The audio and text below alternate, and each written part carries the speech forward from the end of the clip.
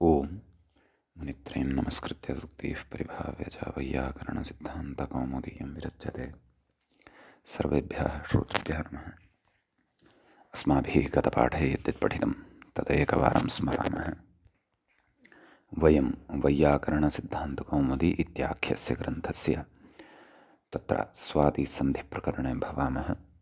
अस्य स्वादिसन्धिप्रकरणस्य अस्माकं क्रमे नवमः पाठः गतपाठः प्रवृत्तः। अस्मिन् पाठे तत्र सर्वादौ रूपरात्रिरथन्तरेषु ऋत्वं वाच्यम् इति वार्तिकम् अस्माभिः पठितं। नाम अहन् इति शब्दस्य तत्र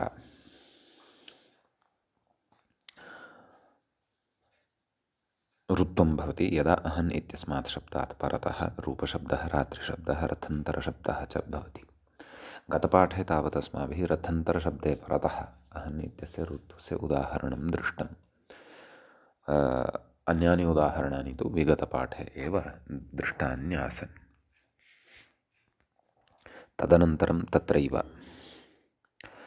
वार्तिकान्तरम् अहरादीनां पत्यादिषु वा रेफः इति पठितम्।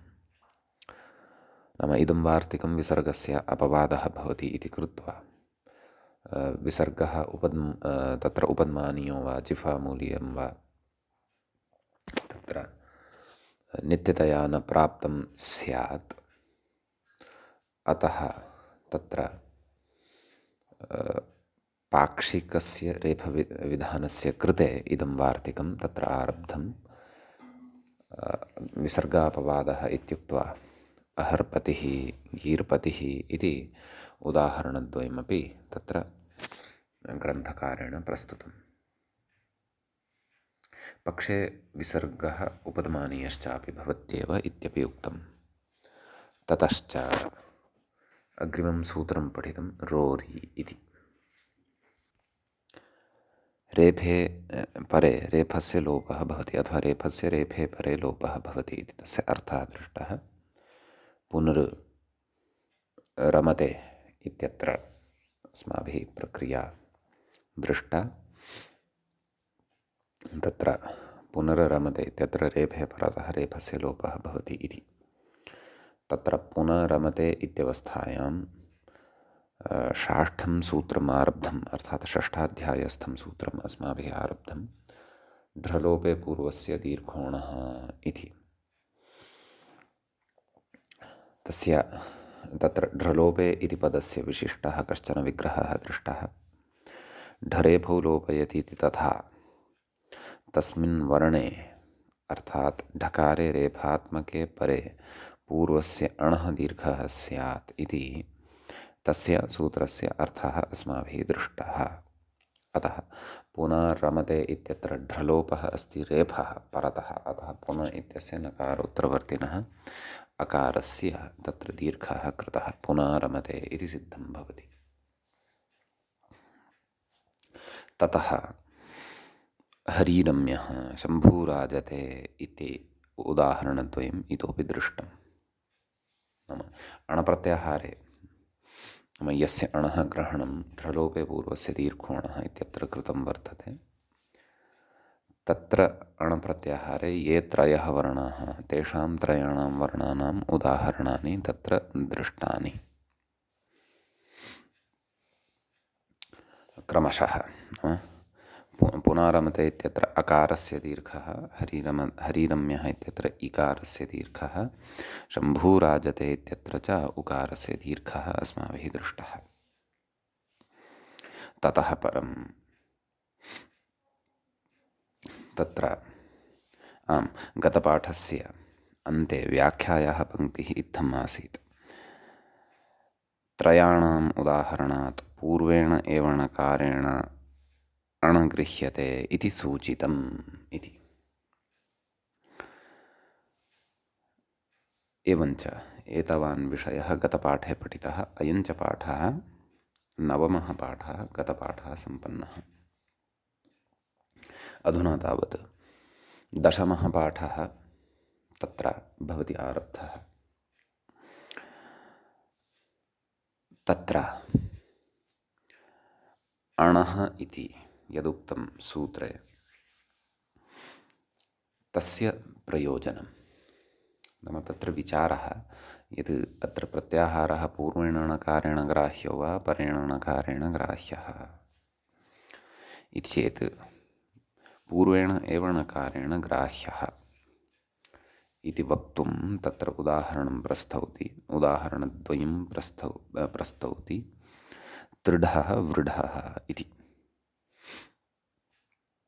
एवं खलु तत्र तृढः इत्यत्र यः धातुः भवति तं कथयति अग्रे द्रुः हिंसायां रुः उद्यमने सम्यक् भवतु। ततः पूर्वं व्याख्याता किं कथयति तत् पश्यामः। कथयति तृढः वृढः इति कथयति अत्र ऋकारस्य दीर्घनिवृत्त्यर्थम् अणग्रहणम्। समीचीनम्। ऋकारश्चात्र अणग्रहणेन न गृह्यते इति। ऋवर्णः अणप्रत्याहारे नान्तर्भवति। कुतः तदग्रे उच्यते पूर्वेण एव णकारेण प्रत्याहाराश्रयणात्। नाम अत्र अण इति प्रत्याहारः पूर्वेण एव णकारेण गृह्यते। अयोण इत्यस्य णकारेण एव अण इति प्रत्याहारः गृह्यते। तत्र च ऋवर्णः नान्तर्भवति। एवं खलु कथयति अन्यथा दीर्घश्रुत्या अचश्च इत्युपस्थितौ किमण्ग्रहणेन इति भावः। नाम पूर्वस्य दीर्घः स्यात्। एवं खलु एतावता एव सूत्रं यदि क्रियते स्म ढ्रलोपे पूर्वस्य दीर्घः तावदेव वा न वा। तर्हि दीर्घविधानेन अचश्च इति परिभाषा उपतिष्ठते।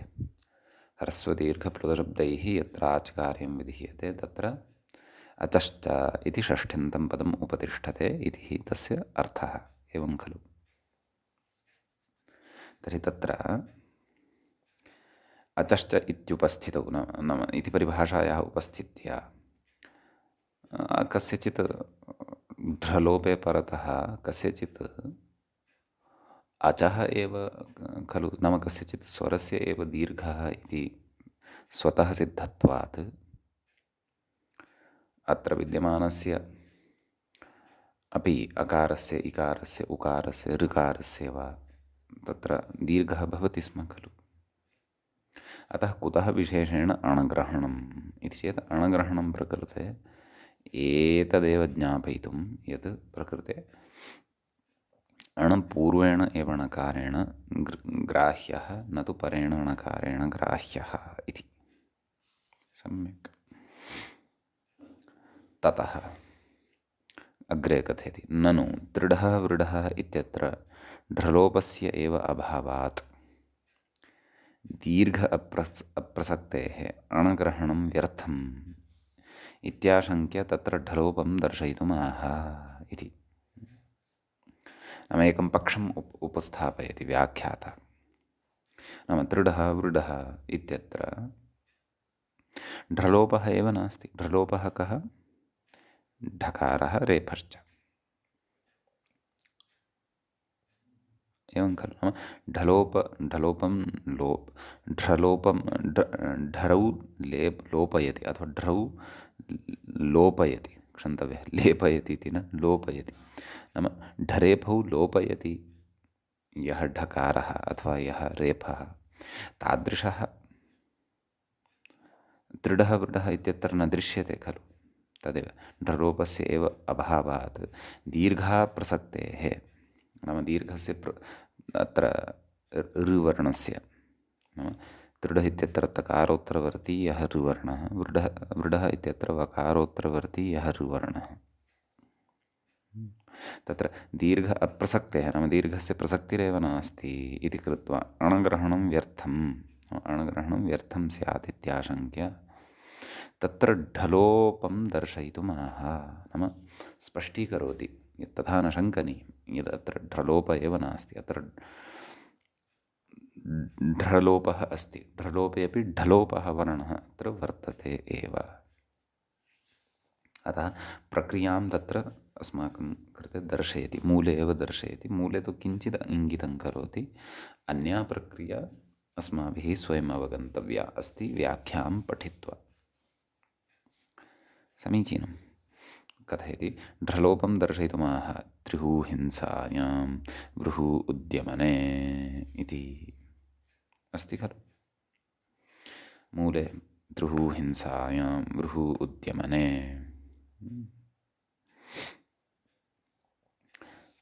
कथयति आभ्यां क्तप्रत्यये नाम एतद्धातुद्वयं यद् वर्तते, त्रिः ऊदित् धातुः अस्ति, तस्य किम् अवशिष्यते, त्रिः इति हकारान्तः एषः धातुः। एवमेव वृः अयमपि धातुः ऊदित् एव, अस्यापि किम् अवशिष्यते, वृः इति हकारान्तः अयमपि धातुः। उपदेशे जननासिक इत्यनेन ऊकारस्य इतसंज्ञा भवति। समीचीनम्। ततः आभ्यां तप्रत्यये होढः इति ढत्वे झषस्ततोर्धोधोधः धः इति तकारस्य धत्वे, अर्थात् पश्यन्तु का स्थितिः अस्ति। क्तप्रत्ययः अत्र भवति, तच्च केन भवति इति वयम् अग्रे कृदन्तेषु पठिष्यामः। बहुषु अर्थेषु क्तप्रत्ययः भवति, भूते, कर्तरि, कर्मणि। अस्तु, तर्हि तत्र त्रिः ता वृः ता उभयत्रापि स्थितिं स्वीकुर्वन्तः अग्रे गच्छामः। कथयति होढः इति ढत्वे, नाम होढः इत्यनेन सूत्रेण हकारस्य ढकारः भवति। तर्हि उभयत्रापि हकारस्य स्थाने अधुना ढकारेण भाव्यं। का स्थितिः, त्रिढ ता वृढ ता इति स्थितिः। ततः अग्रे झषस्ततोर्धोधः इत्यनेन सूत्रेण तकारस्य धत्वे का स्थितिः आगता, त्रिढ ध वृढ ध।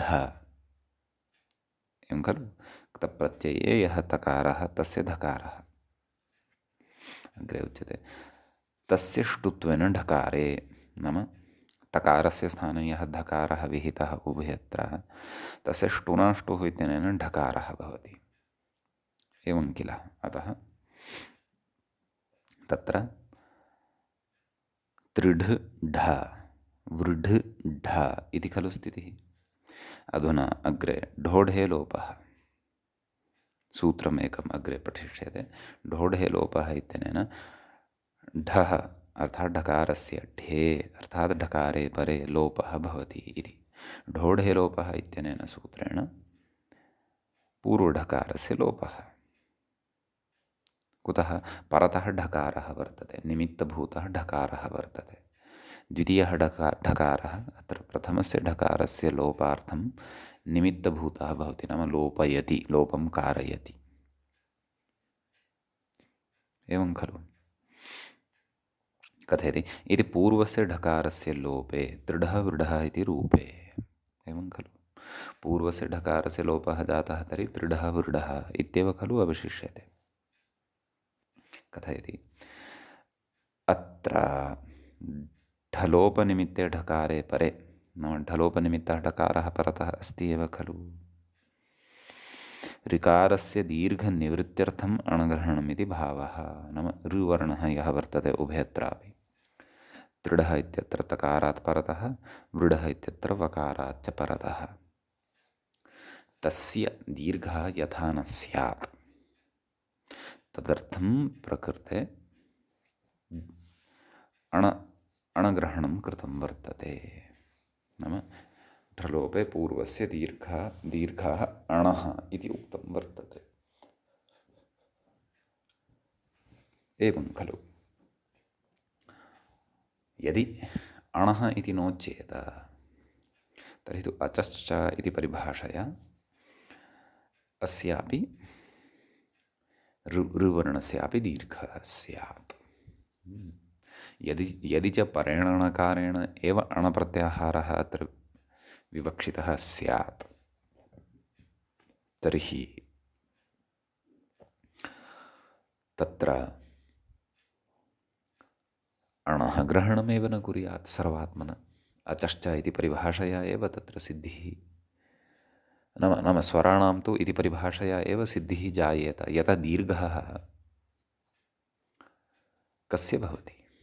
दीर्घः स्वरस्य भवति, दीर्घः व्यञ्जनस्य न कदापि भवति। परेण णकारेण गृहीते सति तत्र विद्यमानाः ये वर्णाः वर्तन्ते, स्वरातिरिक्तवर्णाः ये वर्तन्ते अणप्रत्याहारे, यदि परेण णकारेण गृह्णीमः तर्हि स्वरातिरिक्तानां वर्णानां तत्र ग्रहणेन किं वा प्रयोजनं वा न वा? तेषां तु दीर्घो न भवति। दीर्घः येषां भवति सः तु अजामेव भवति। अजामेव नाम स्वराणामेव कश्चन सः धर्मः। अतः प्रकृते अणग्रहणेन नाम विशेषेण अणग्रहणं कृतं तेन ज्ञायते यत् पूर्वेण एव णकारेण अत्र अणः ग्रहणं विवक्षितं वर्तते सूत्रकारस्य। अतः सः विशेषेण अणग्रहणं कृतवान्। अत एव ऋवर्णस्य अणि अन्तर्भावः न भवति इति कृत्वा तृडः वृडः इत्यत्रापि दीर्घो नास्ति। यदि तु अणग्रहणं न क्रियेत तर्हि तु तस्यापि दीर्घः स्यात्। तृडः वृडः नाम अचश्च इति परिभाषाबलात् तृडः वृडः इत्यादीनि अनिष्टानि रूपाणि लभ्येरन्। तानि न प्राप्तानि भवेयुः, अतः अणग्रहणं समीचीनम् इति तत्र अणः इति पदस्य चारितार्थ्यं वर्णितं, दलकृत्यं वर्णितम्। इदानीमग्रे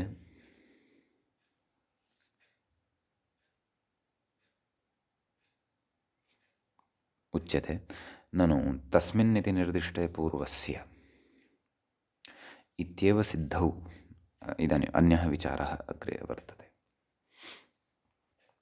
नाम तस्मिन् इति निर्दिष्टे पूर्वस्य इत्येव सिद्धौ पूर्वस्य इति किमर्थम् इत्यतः आह। नाम पूर्वस्य इति कुतः उच्यते वा न वा? अत आह अतः कथयति। किं कथयति तत् पश्यन्तु। पूर्वग्रहणम् इति नाम पक्षः अवगतः खलु। तस्मिन् इति निर्दिष्टे पूर्वस्य इति परिभाषां वयं सम्यक् जानीमः।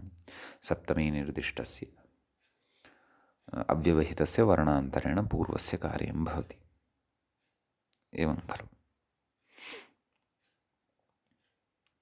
अतः तेनैव पूर्वस्य इति अर्थः लभ्यते खलु। तर्हि सूत्रे पूर्वस्य इति कुतः? नाम ढलोपे दीर्घोणः एतावदेव वक्तव्यं। तत्र लोपे नाम ढ्रलोपे इति सप्तमी श्रूयते। तर्हि तस्मिन् ढ्रलोपे परतः अव्यवहितस्य पूर्वस्य कार्यं भवति इति अर्थः तस्मिन् इति निर्दिष्टे पूर्वस्य इति परिभाषायाः उपस्थित्या एव खलु लब्धः भवति वा न वा? तदेव अतएव तत्र उच्यते पूर्वस्य इति कुतः किमर्थम् इत्यतः आह। अत आह नाम अतः कथयति किं पूर्वग्रहणं। मूले पश्यन्तु। पूर्वग्रहणम् अनुत्तरपदेऽपि पूर्वमात्रस्य एव दीर्घार्थम् इति, एवं खलु। पश्यत ढ्रलोपे पूर्वस्य दीर्घोणः इति सूत्रम्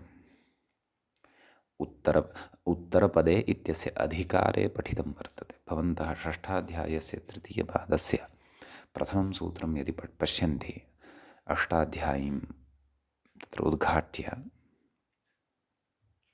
तर्हि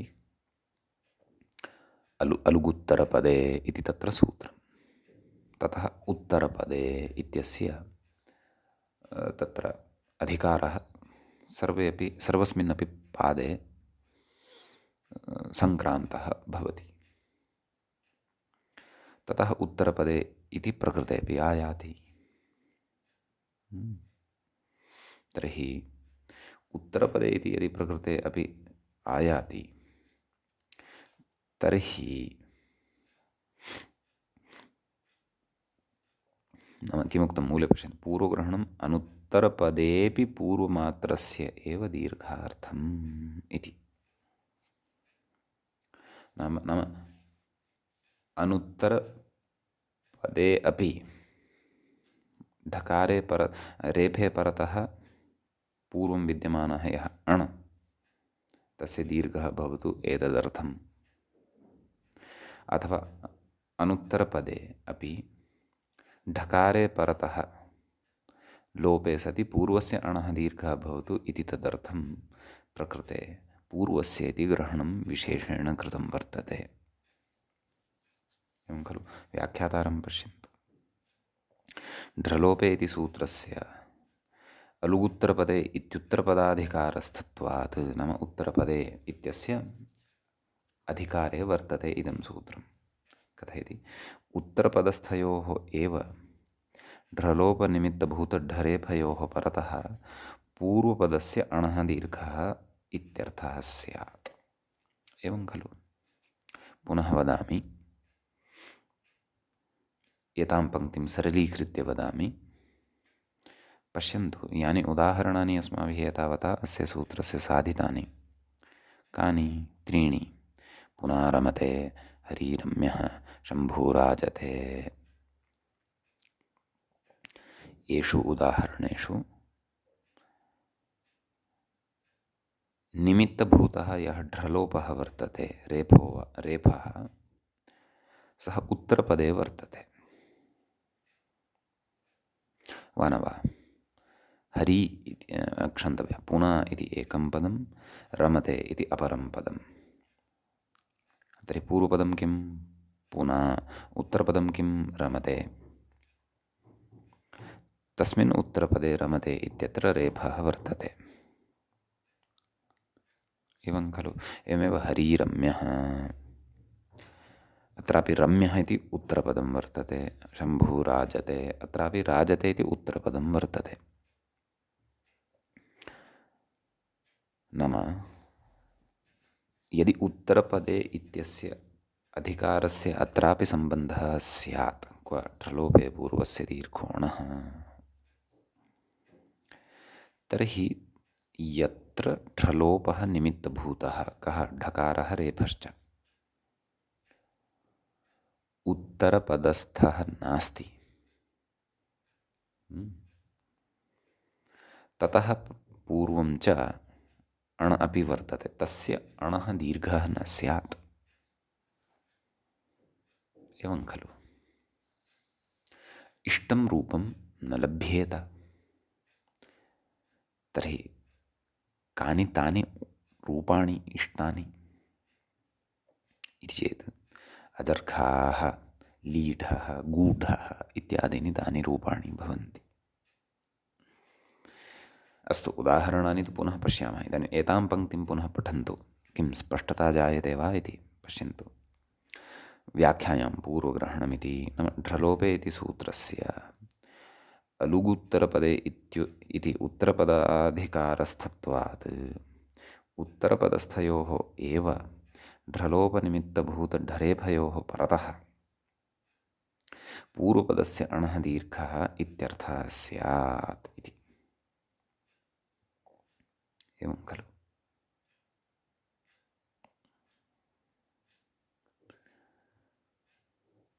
अनुत्तरपदस्थः यः ढकारः अथवा रेफः परतः वर्तते, ढ्रलोपः, तत्र दीर्घः न स्यात्। कथयति, ततश्च। पश्यत, पुस्तके तावत् आदौ अजर्घाः इति उदाहरणं दत्तं वर्तते। तदुदाहरणं वयं पश्चात् द्रक्ष्यामः। एवं खलु। सद्यः द्वितीयं यद् उदाहरणं दत्तं वर्तते, लीढः, तदुदाहरणं वयं पूर्वं पश्यामः। व्याख्याता अपि तथैव आदौ कुर्वन् वर्तते। अतः तत्कुतः? सारल्याय। यतः लीढः इत्यत्र सरलतया पूर्वस्य इति पदं सूत्रे किमर्थम् इत्यस्य अवगमनं भविष्यति। तर्हि पूर्वस्य इत्यस्य पदस्य निवेशः सूत्रे कुतः इति अवगमनं यदि जातं स्यात् तर्हि अजर्घा इत्यत्रापि अवगमनाय अजर्घाः इत्यत्रापि अवगमनाय क्लेशो नैव भविष्यति। समीचीनम्। ततश्च कथयति लिह आस्वादने गुः संवरणे इति। नाम यद्यपि तत्र लीढः इति एकमेव उदाहरणं मूले दृश्यते, एवं खलु। गूढः इति उदाहरणं न दृश्यते, तथापि उभयत्रापि विचारः सम्भवति इति कृत्वा गूढः इत्यपि उदाहरणं व्याख्यात्रा गृहीतं वर्तते। समीचीनं। तर्हि तत्र लिह इति धातोः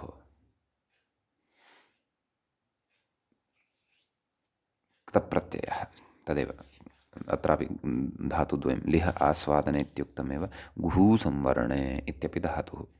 गुः संवरणे इति ऊदितधातुः, तस्य हकार नाम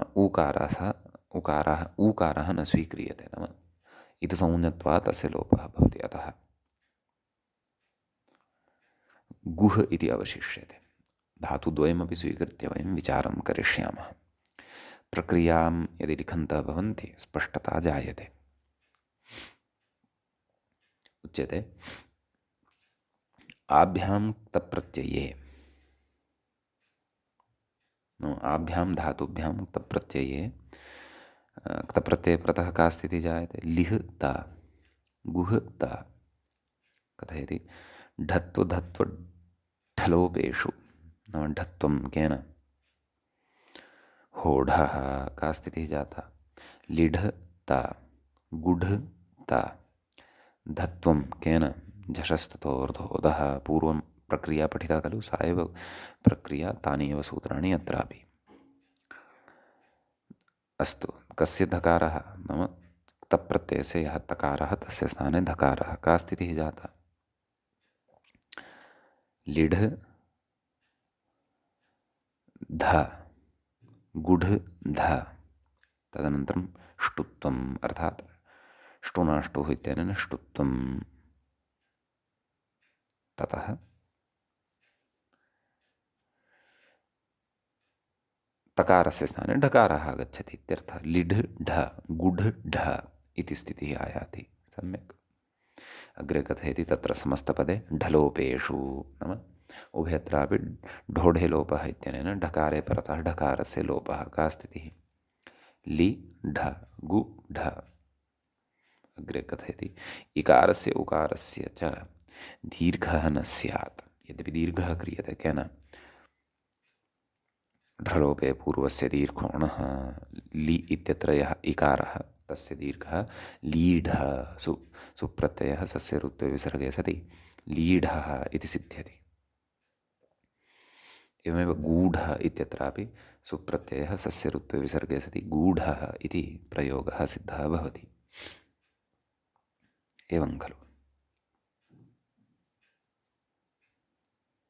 ततः लीढः गूढः इत्यत्र कथयति दीर्घो न स्यात्। कुतः? अत्र अवधानं कर्तव्यम्। पुनारमते हरिरम्यः शम्भूराजते इत्यादिवत् यथा उत्तरपदे विद्यमानस्य आदौ निमित्तभूतः रेफः ढलोपः भवति स्म, तद्वद अत्र उत्तरपदस्य आदौ निमित्तभूतः ढकारः नास्ति। अयं भेदः, अयं व्यत्यासः। एवं किल।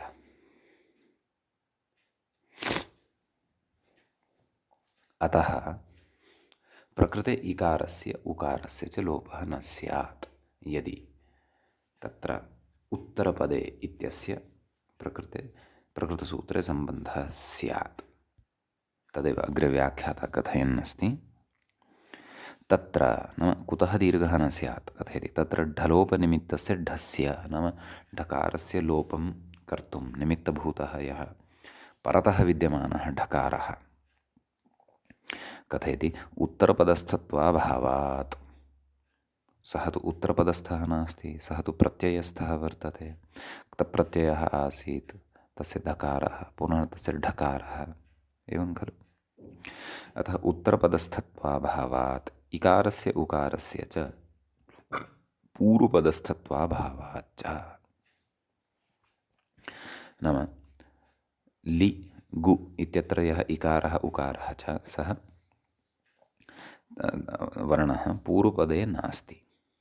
यथा पुनर्रमते इत्यत्र पुनर् इति एकं पदं, हरिर् इति एकं पदं, शम्भुर् इति एकं पदं। नाम तत्र पूर्वस्य पदस्य पूर्वं विद्यमानानि यानि पदानि तेषाम् अन्त्ये तेषां तत्र रेफलोपानन्तरं सः अकारः इकारः उकारः च पूर्वपदस्य अवयवभूतः लभ्यते स्म।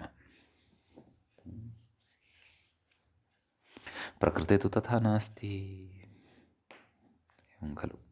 अग्रे उच्यते इष्यते च लीढो गूढ इति। नाम प्रयोगस्तु लीढः गूढः इत्येव इष्यते। अतः पूर्वग्रहणं। नाम अनुत्तरपदस्थस्यापि अणः अनुत्तरपदस्थे ढ्रलोपे परतः दीर्घः स्यात्, तदर्थं तत्र पूर्वस्य इति ग्रहणं कृतं। यद्यपि सूत्रकारः किं न जानाति स्म वा यत् तस्मिन् इति निर्दिष्टे पूर्वस्य इति मया पूर्वम् उक्तं वर्तते इति चेत् ज्ञायते, तथापि पूर्वस्य इति ग्रहणं कृतं। कुतः? यतः लीढः गूढः अजर्घाः इत्यादीनां रूपाणाम् अपि तत्र अपेक्षा अस्ति, तत्रापि अन्वाख्यानं कर्तव्यं वर्तते इति एतदर्थं तत्र पूर्वस्य इति पदस्य ग्रहणं कृतम् इति। समीचीनं। कथयति व्याख्याता अग्रे कृते तु पूर्वग्रहणे तत्सामर्थ्यात्। नाम पूर्वग्रहणं पूर्वस्य इति पदस्य ग्रहणं यदा कुर्मः तर्हि तत्सामर्थ्यात् अनुत्तरपदस्थयोः अपि ढरेफयोः परतः, एवं खलु, अपूर्वपदस्यापि पूर्वस्याणः दीर्घः सिद्ध्यति इत्यर्थः। अनुत्तरपदस्थः ढकारः रेफः च परतः नास्ति चेदपि, अपि च पूर्वपदस्य अण् नास्ति चेदपि तादृशस्य अणः दीर्घः भवति, दीर्घः सिद्धः भवति, सिद्ध्यति इति वक्तुमेव सूत्रकारेण अतीव लाघवेन तत्र पूर्वस्य इति पदं प्रयुक्तम्। अतः तस्मिन् इति निर्दिष्टे इति परिभाषयैव सिद्धे पूर्वस्य इति उक्त्वा गौरवं भवति इति तु न शङ्कनीयम्। सूत्रकारस्य महती सूक्ष्मेक्षिका वर्तते। सः सर्वम् अपि व्यवस्थाजातं कृतवान् अस्ति शब्दसम्बद्धम्। अस्तु। आम्, तर्हि मूले तु एकमेव उदाहरणं दत्तं, नाम उदाहरणद्वयं दत्तं। तत्रापि लीढः इति, नाम क्तप्रत्यये परतः तत्र क्तप्रत्यये परतः अनुत्तरपदस्थे ढ्रलोपे परतः अपूर्वपदस्यापि अणः दीर्घार्थं यदुदाहरणं दत्तं तद् लीढः इत्येव। व्याख्यात्रा स्वपक्षात् गूढः इत्यपि योजितम् अस्ति। प्रक्रियाभेदः नास्ति, इतोपि स्पष्टतया अवगच्छेयुः। धातुभेदः एव वर्तते, अतः गूढः इति अपि उदाहरणं तेन अत्र गृहीतम्। इदानीं पूर्वस्य इति पदस्य ग्रहणं कुतः इति काचित् स्पष्टा कल्पना अस्माकं बुद्धौ उत्पन्ना वर्तते, एवं किल। परन्तु तत्र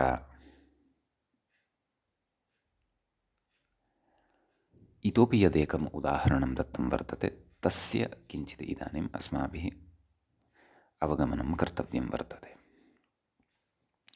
तच्च प्रथमतया यद् लिखितवान् व्याख्याता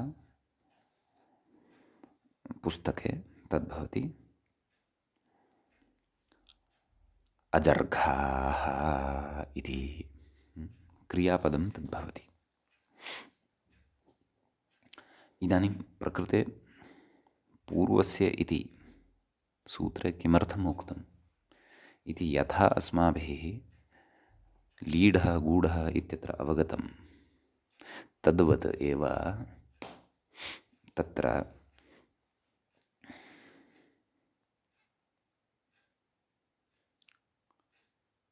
अजर्घाः इत्यत्रापि अवगन्तव्यं वर्तते, परन्तु अजर्घाः इत्यस्य रूपसिद्धिः सम्यक्तया अस्माभिः अवगन्तव्या स्यात्। तदा एव प्रकृते पूर्वस्य ग्रहणस्य उदाहरणान्तरस्य अपि अवगमनम् अस्माकं भविष्यति। समीचीनम्। अतः तदर्थं व्याख्याता अस्माकं कृते प्रक्रियां बोधयन्नस्ति। पश्यन्तु, विशिष्टं क्रियापदम् एतद् वर्तते। किम्? अजर्घाः। सम्यक् कथं सिद्ध्यति इति पश्यन्तु। कथयति, तथा उत्तरपदे इत्यस्य अनुवृत्तौ अजर्घाः इत्यत्रापि दीर्घो न स्यात् इति। उत्तरपदस्य प्रकृते अनुवृत्तिः अनुवर्तनं यदि स्यात्, प्रकृते नाम ढ्रलोपे इति इत्यादि सूत्रे, तर्हि अजर्घाः इत्यत्रापि यः दीर्घः श्रूयते खकारात् परतः आ इति, सः दीर्घः अपि न स्यात्। तर्हि तत्र कथं दीर्घः न स्यात्, तदर्थं प्रक्रिया अत्र अवगन्तव्या। अतः टिप्पणीपुस्तिकां स्वीकुर्वन्तु, लेखनीं च स्वीकुर्वन्तु, प्रक्रियायाः लेखनं सम्यक् कुर्वन्तु। ततः एव अत्र तत्र पूर्वस्य इत्यस्य पदस्य ग्रहणं सूत्रे कुतः इति विषयः पूर्णतया स्फुटः भविष्यति। एवं खलु? तर्हि तत्र कथयति व्याख्याता, गृधु अभिकाङ्क्षायाम् इति धातुः, सः उदित् धातुः, उकारः इति यस्य सः उदित्, किम् अवशिष्यते? गृध् इति। ततः अग्रे कथयति यङ् लुक्, परन्तु ततः पूर्वमत्र किञ्चित् अन्यत् कार्यं, यङ् प्रत्ययः आदौ आगच्छति। नाम यङ् लुङन्तं क्रियापदम् इदं भवति, अजर्घाः इति भवतु। तर्हि गृध् इति धातुः स्वीकृतः खलु। अग्रे वयमेकं सूत्रं पठिष्यामः। धातोरेकाचो हलादेः क्रियासमविहारे यङ्, तेन यङ् इति प्रत्ययः भवति। सम्यक्। का स्थितिः जायते तत्र?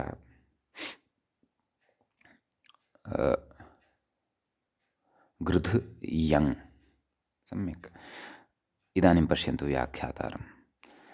यङ् लुक् नाम तस्य यङः लुक् भवति। केन? सूत्रमग्रे पठिष्यते अस्माभिः। सूत्रमेवं भवति, यङोचि च इति, तस्य लुक् भवति। तदनन्तरं कथयति द्वित्वम् इति कथयति खलु व्याख्याता। तत्र एकं सूत्रमग्रे पठिष्यते, सन्यङोः इत्यनेन द्वित्वं भवति। यङ् लुकि परतः अथवा यङि परतः द्वित्वं भवति। अतः धातुः यः वर्तते कः? गृध्, तस्य द्वित्वं। का स्थितिः जाता? गृध् गृध् इति स्थितिः जाता। सम्यक्। ततः हलादिशेषः, तदेव कथयन्नस्ति खलु अग्रे। हलादिशेषः इत्यनेन अभ्यासस्य आदिहल् अवशिष्यते, अन्यहलो लुप्यन्ते। का स्थितिः लभ्यते? गृ गृध्, नाम प्रथमः यः गृध् तस्य धकारः लुप्यते, आदिः एव हल् तिष्ठति, स्वरस्तु तथैव भवति। अतः गृ गृध् इति स्थितिः जाता। सम्यक्। ततः अत्र एकं कार्यं कर्तव्यं, यद् व्याख्यात्राणोक्तं वर्तते, तत्र अवधानं कुर्वन्तु। गृ इत्यत्र यः ऋ वर्णः वर्तते खलु, प्रथमः गृ इति, द्वितीयः गृ न प्रथमः, तस्य अदादेशः भवति, अर्थात् अर् इति, स च रपरसन्नेव भवति, अर् इति भवति। तत्र एकं सूत्रम् अस्माभिः अग्रे पठिष्यते, उरुत् इति। अतः उरुत् इत्यनेन सूत्रेण तस्य अदादेशे सति स च रपरसन् प्रवर्तते। अतः प्रथमः यः गृ, तत्र यः ऋ वर्णः तस्य अर् इति जायते। एवं खलु। का स्थितिः भवति? गर् गृध्। सम्यक्। का स्थितिः लब्धा? गर् गृध् इति। सम्यक्। इदानीं गर् गृध् इत्यवस्थायां पुनः अत्र हलादिशेषः इति सूत्रं प्रवर्तते। एवं खलु। अतः पुनः अभ्यासः, नाम गर् इति यः वर्तते तत्र रेफः यः वर्तते तस्य लोपः भवति। ग गृध् इति स्थितिः लभ्यते, गृध् इति स्थितिः आयाता। तदनन्तरं प्रकृते कथयति अग्रे पश्यन्तु किम्। अभ्यासस्य रुकु, व्याख्यातारं पश्यन्तु। अभ्यासस्य रुकु नाम एकं सूत्रम् अग्रे पठिष्यते अस्माभिः। रुग्रिकौ च यङ् लुकि, नाम यङ् लुकि सति अभ्यासस्य रुक् भवति। अत्र अभ्यासः भवति प्रथमः गर् इति। तस्मात् यः अवशिष्टः वर्तते ग इति, हलादिशेषः इति कृत्वा सः अभ्यासः। यत्र द्वित्वं धातोः कृतं भवति तत्र प्रथमः यः भवति तस्य अभ्यासः इति नाम भवति। भवतु नाम रुग्रिकौ च लुङि इत्यनेन अभ्यासस्य रुक्, नाम अभ्यासः कः? गगृध् इति खलु अस्माकं सविधे लब्धं वर्तते। तत्र ग इति यः वर्तते तस्य रुगागमः, रुक् इति। तत्र ककारः इति संज्ञकः भवति, उकारः उच्चारणार्थकः भवति, ऋ इत्येव अवशिष्यते। अतः किम् आयातं? गर् गृध् इत्येव लब्धं पुनरपि। पूर्वं यः रेफः लब्धः सः तु अदादेशेन लब्धः, रपरसन् यः अदादेशः उरुत् इत्यनेन कृतः। एवं खलु। परन्तु तस्य लोपः भवति। पुनः अत्र रुगागमः भवति, पुनः गर् इत्येव लभ्यते। तर्हि पूर्वमेव गर् आसीत्, तर्हि पुनः रुगागमद्वारा गर् इति साधितः, किं प्रयोजनम् इति चेत् तत् अन्यत्र प्रयोजनानि सन्ति। रुग्रिकौ च लुकि इत्यस्य अत्रैव प्राप्तिः अस्ति इति न, अन्यत्रापि तेन व्यवस्थाः क्रियन्ते। तानि सर्वाणि अपि रहस्यानि यङ् लुक् प्रकरणे स्फुटानि भविष्यन्ति। सद्यः प्रक्रियां लिखन्तः गच्छन्तु यथा यथा व्याख्याता कथयन् अस्ति। अस्तु, तर्हि एतावता किं लब्धम्? रुगागमं विधाय गर् गृध् इति लब्धं खलु। अनन्तरं कथयति व्याख्याता, पश्यन्तु। कुहोश्चुः, नाम कुहोश्चुः इत्यनेन चुत्वं विधीयते, नाम अभ्यासस्य यः गकारः वर्तते तस्य चुत्वेन जकारः आगच्छति। एवं खलु। का स्थितिः लभ्यते? जर् गृध्, गर् इति आसीत् खलु रुगागमानन्तरं, तस्य गकारस्य जकारः भवति। जर् गृध् इति लब्धं। जर् गृध् इत्यस्य अधुना नाम यङ् लुक् अपि सनादिविषयः खलु, अतः सनाद्यन्ताधातवः इत्यनेन धातुसंज्ञा भवति। जर् गृध् इति यङ् लुङन्तः धातुः अस्माकं सविधे लब्धः वर्तते। ततः कथयति लङ् अनद्यतन् इत्यनेन लङ् इति प्रत्ययः अथवा लङ् इति लकारो भवति इत्यर्थः। सम्यक्। का स्थितिः जाता? जर् गृध् ल, तस्य मध्यमपुरुषस्य एकवचने सिप् इति प्रत्ययः भवति। यथा पठसि, गच्छसि इत्यादीनि मध्यमपुरुषे रूपाणि भवन्ति खलु, तद्वत् प्रकृते यङ् लुङन्तात् धातोः मध्यमपुरुषः वर्तते। नाम अजर्घाः इति रूपं मध्यमपुरुषस्थं वर्तते भवतु नाम। तर्हि का स्थितिः जाता? जर्गृध् सिप्, सम्यक्। शप् आगच्छति मध्ये। जर्गृध् अ सिप्, सिप् इत्यस्य सि इति अवशिष्यते। शपः लुक् भवति, अधिपरप्रतिभ्यः शपः इति अग्रे पठिष्यते। न श्रूयते, तस्य श्रवणं न भवति। तर्हि पुनरपि किं लब्धं? जर्गृध् सि, समीचीनं। जर्गृध् सि इत्यवस्थायां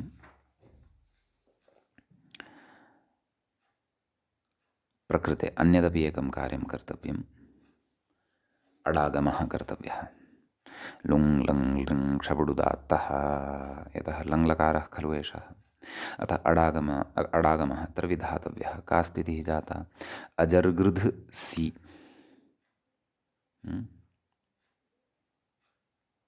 इदानीम् अग्रे सि इत्यत्र यः इकारः अस्ति खलु, अस्तु, ततः पूर्वं व्याख्यात्रा उच्यमानं वर्तते, तत् पश्यन्तु। पुगन्तलघुः लघुपदगुणः नाम पुगन्तलघुपदस्य च इत्यनेन लघुपदस्य वर्णस्य गुणः भवति। नाम लघुपदः यः धातुः तस्य इकः गुणः भवति। तर्हि अत्र अजर्गृध् सि इति खलु स्थितिः वर्तते, वा न वा? तर्हि तत्र उपधावर्णः कः? ऋवर्णः। अलः अन्त्यात् पूर्व उपधा इति न्यायेन। अन्त्यः अल्कः धकारः, तस्मात् पूर्ववर्णः कः? ऋवर्णः। एवं किल? तस्य गुणः भवति अर् इति, स च रपरसन् प्रवर्तते, अर् इति लभ्यते। तर्हि का स्थितिः जायते? अजर्गर्ध् स्, ध्यानेन लेखनीयम्, आनुपूर्वीं वदामि अपेक्षितं चेत्। अ ज आ ग नैव, पुनः अ ज आ ऋ ग आ ऋ ध स, अजर्गर्ध् स। सी अस्ति, अग्रे इतश्चैत्यनेन तस्य इकारस्य लोपः करिष्यते। तदेव व्याख्यात्रा उक्तं लघुपदः रपरत्वं, नाम एतावद् विधाय अस्माकं सविधे लब्धं वर्तते अजर्गर्ध् स् इति लब्धं वर्तते। सम्यक्। तदनन्तरम् इतश्च इकारलोपः, एतेन सी इत्यत्र विद्यमानः यः इकारः तस्य लोपः क्रियते। एवं खलु?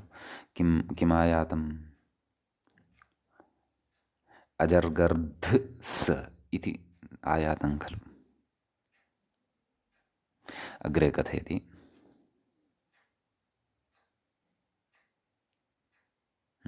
व्याख्यात्रा अडागमः पश्चात् कुर्वन्नस्ति। अस्तु, पश्यामः।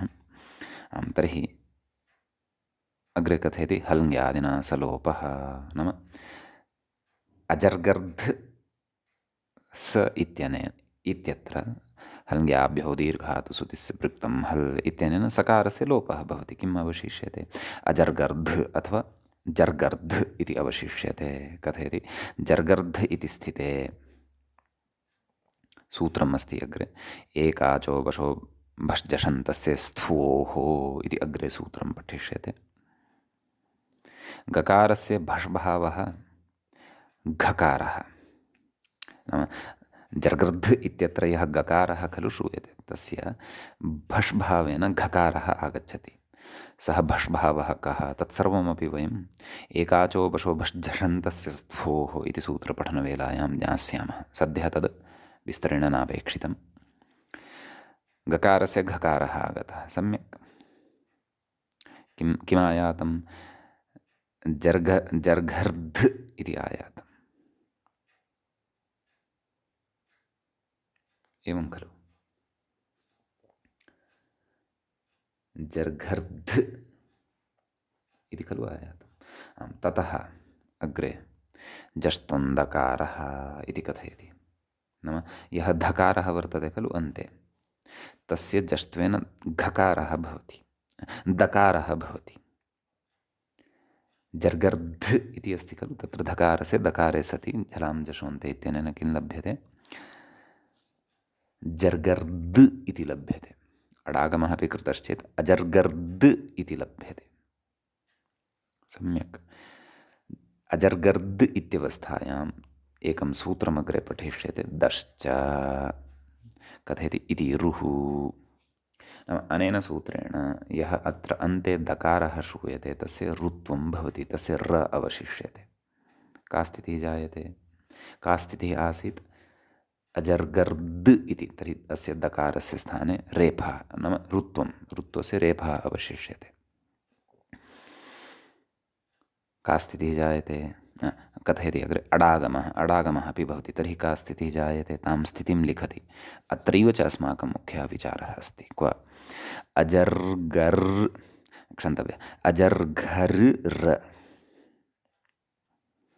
इत्यत्र अस्ति विचारः।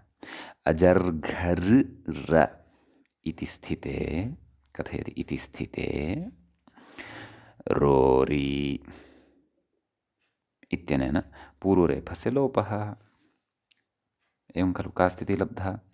अजर्घर्, तदनन्तरं ढ्रलोपे पूर्वस्य दीर्घोणः इत्यनेन घकारोत्तरवर्तिनः अकारस्य दीर्घः। अजर्घार्, ततः विसर्गः नाम रेफस्य विसर्गः, अजर्घाः इति रूपम्। सम्यक्। एतावता रूपसिद्धिः कृता अस्माभिः। अजर्घाः, अपि च मध्यमपुरुषस्य एकवचने इदं रूपं भवति। गृधु अभिकाङ्क्षायाम् इति च तत्र धातुः भवति। अन्यानि रूपाणि तु तिङन्ताधिकारे स्फुटी भविष्यन्ति। भवतु। रूपसिद्धिः ज्ञाता। अधुना यः विचारः आरब्धः तत्र गच्छामः। विचारः कः आरब्धः वर्तते? यत् पूर्वस्य इति कुतः? एवं किल? पूर्वस्य इति कुतः उच्यते? तदेव अग्रे कथयति। अत्रापि रेफलोपनिमित्तरेफस्य, अत्र नाम अजर्घर् इत्यवस्थायां पूर्वरेफस्य लोपं कर्तुम् अथवा कारयितुं निमित्तभूतः कः भवति?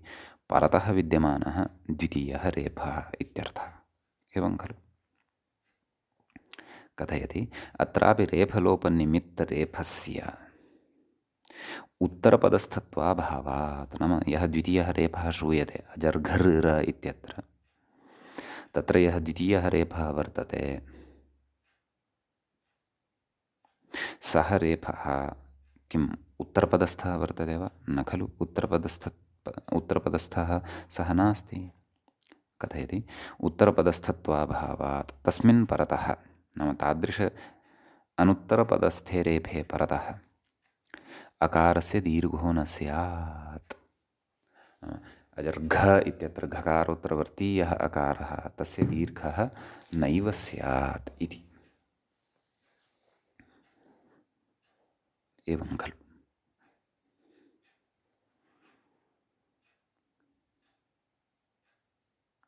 ततः तत्र कथयति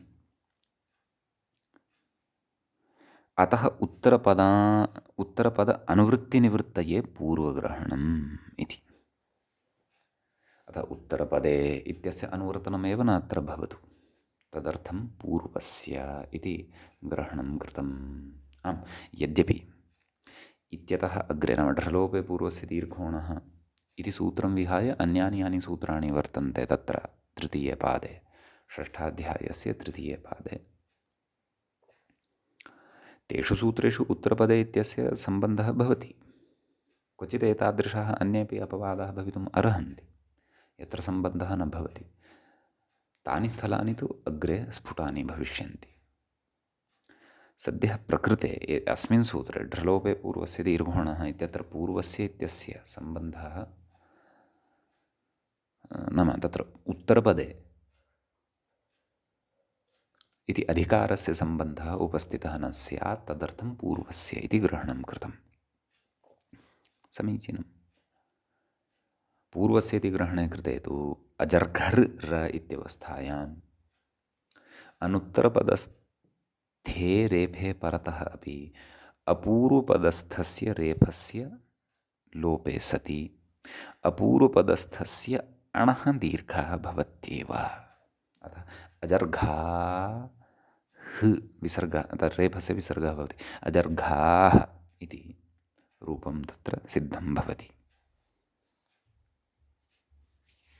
एवं खलु।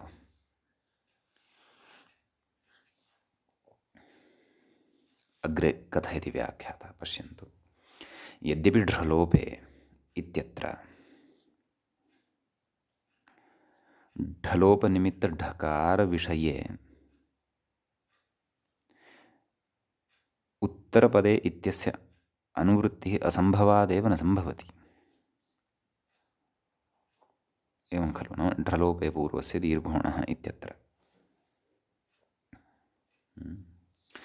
किं कथयति तत्र, नाम ढलोपनिमित्तढकारविषये, नाम ढ्रलोपे ढकारविषयोऽपि वर्तते खलु, अर्थात् ढलोपस्य निमित्तभूतः यः ढकारः वर्तते तादृशढकारे परतः ढकारविषये उत्तरपदे इति अनुवृत्तिः, नाम उत्तरपदे इत्यस्य अनुवृत्तिः असम्भवादेव न सम्भवति। कुतः नाम तादृशम् उदाहरणं किमपि नास्ति एव, यत्र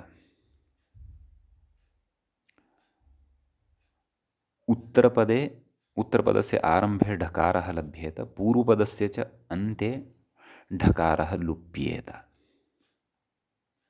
तादृशं किमपि उदाहरणमेव नास्ति। अतः तत्र उत्तरपदे इत्यस्य अनुवर्तनस्य सम्बन्धः एव नास्ति ढकारविषये। एवं खलु। तथापि इति कथयति। तथापि अजर्घा इत्यत्र रेफलोपनिमित्तरेफविषये, एवं खलु,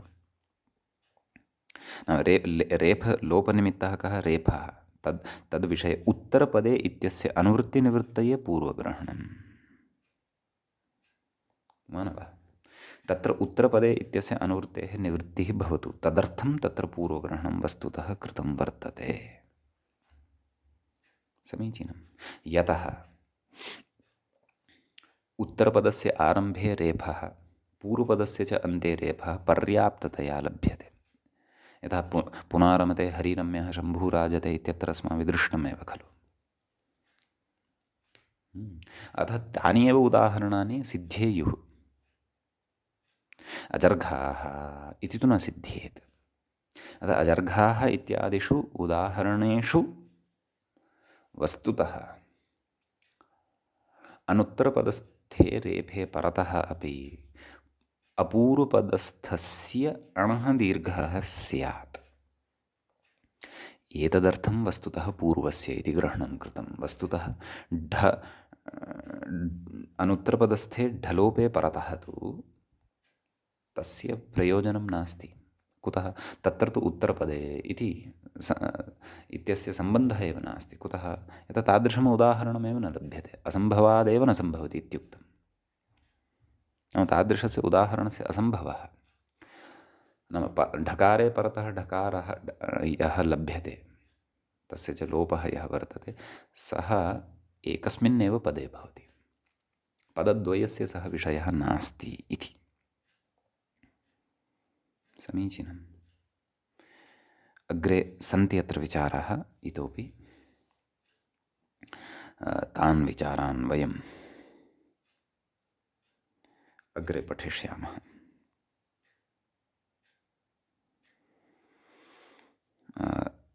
तदनुवृत्तो हि नीरत्तम् इत्यतः अग्रे पठनीयमस्ति। अद्य यः विचारः कृतः तं विचारं पुनः संस्मृत्य एव अग्रिमः विचारः अत्र अस्माभिः गृहीतुं शक्यते। परन्तु अद्यतनपाठस्य समयः अत्र सम्पन्नः भवति इति कृत्वा अद्य तावत् एतावदेव।